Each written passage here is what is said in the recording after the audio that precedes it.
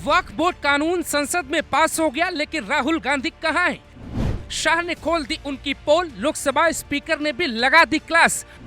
RSS की तारीफ कर शाह ने दिया बहुत बड़ा इशारा, सुनिए अंदर की बात। जब देश भर की नजर वक्फ बोर्ड कानून के लिए संसद टीवी पर थी, तब राहुल गांधी कहां गायब थे?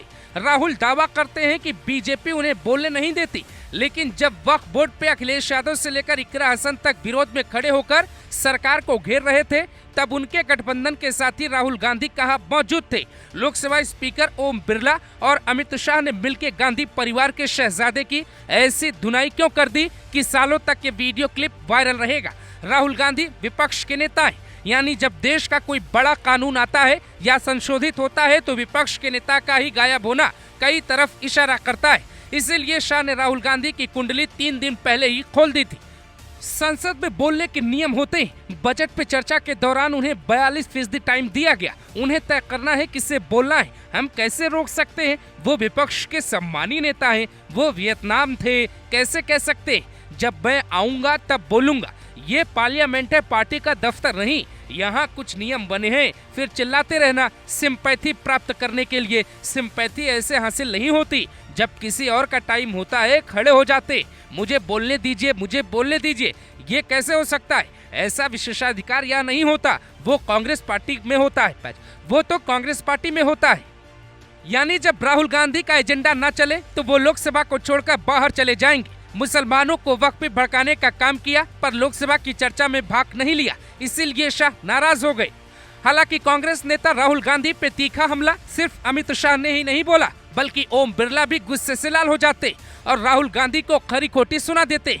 आप ओम बिरला को सुनिए, फिर आपको बताते हैं शाह ने आरएसएस की तारीफ कर क्या कोई बड़ा इशारा कर दिया है।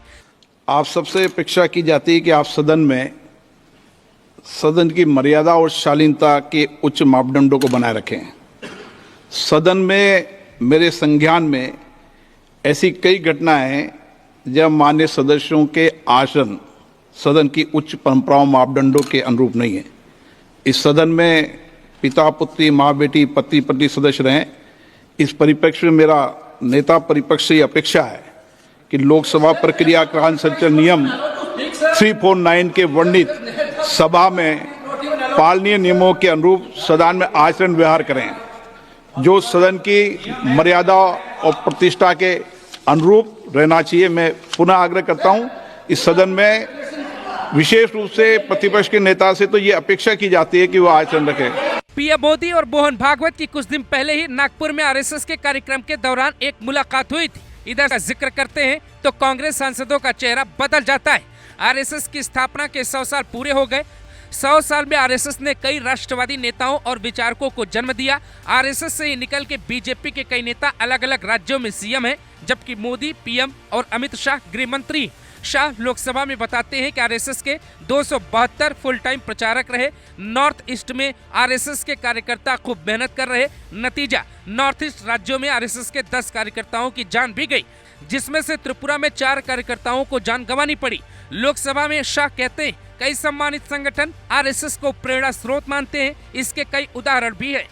देश की जरूरी चर्चा छोड़ के राहुल गांधी बेशक वियतनाम में घूम रहे हो, लेकिन बीजेपी सरकार ने जो वादा किया वो पूरा कर लिया और वक्फ बोर्ड कानून में भारी बदलाव कर देश को बता दिया, जो 370 खत्म कर सकता है वो वक्फ बोर्ड को भी सही कर सकता है। 100 साल पहले जो आरएसएस राष्ट्र सेवा के लिए गठित हुआ था, उसके साथ शाह सिर्फ 16 साल की उम्र में साल 1947 में जुड़ गए। उसके बाद फिर कभी पीछे मुड़कर नहीं देखते। आरएसएस की सबसे नायाब कोशिश यही है कि वो अपने कार्यकर्ताओं को आगे करता है। आज गांधी परिवार बीजेपी से मुकाबला इसलिए नहीं कर पा रहा क्योंकि पीछे आरएसएस की पूरी थिंक टैंक है।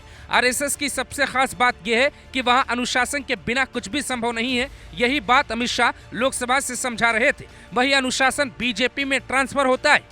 पिछले 11 साल से मोदी शाह की जोड़ी के साथ बीजेपी केंद्र में है, लेकिन कोई भी नेता अनुशासन तोड़ता नजर नहीं आया। राहुल गांधी की कांग्रेस को शाह लगभग खाली कर चुके। हालात ये है कि वक्फ बोर्ड की चर्चा के दौरान विपक्ष के नेता और मोदी को हराने का सपना देखने वाले राहुल गांधी संसद से गायब है, तो शाह सवाल उठाते। कांग्रेस को बुरा लगता है, लेकिन शाह के द्वारा उठाया गया ये सवाल बेहद जरूरी।